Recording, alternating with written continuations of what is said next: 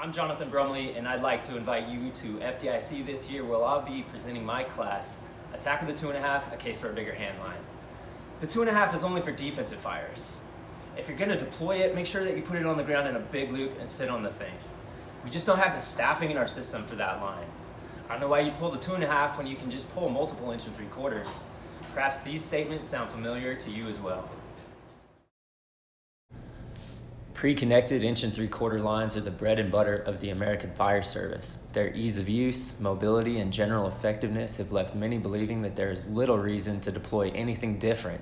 The reality is, 1 3/4 lines are not a one-size-fits-all solution. Engine companies have to be able to recognize situations where the 1 3/4 may not be effective. I've been both a career and volunteer fireman in 3 different states. I've worked for a department of 15 total members, and I've worked for the 3rd largest in the United States.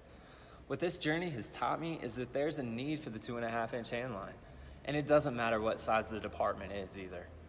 This class was built on my failures. I began to recognize that I wasn't fully capitalizing on the benefits of the 2.5. I was also in doubt of my ability to manage the handline in times when my officer made the decision to pull that line. And unfortunately, I help perpetuate some of the fear-mongering that surrounds the line.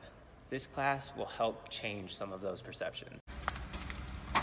We will discuss the importance of selecting equipment, including nozzles and hose. The situations where a 2.5-inch handline should be used will be clearly defined using real-world examples.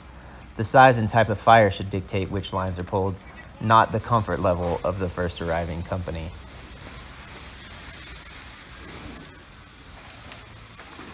Concerns surrounding the 2.5 can usually be categorized according to manpower, maneuverability, and a general misunderstanding of what the big line is capable of. We'll discuss each of these in detail. Pointed conversations surrounding training methods will also help guide attendees in taking 2.5 tactics back to their own departments. For those companies who are already strong in 2.5 deployments, this class will help reinforce what's already being done well. Regardless of staffing or size, I believe that any department can benefit from a stronger knowledge base in 2.5-inch operations. The 2.5 isn't just a tool for urban firefighting.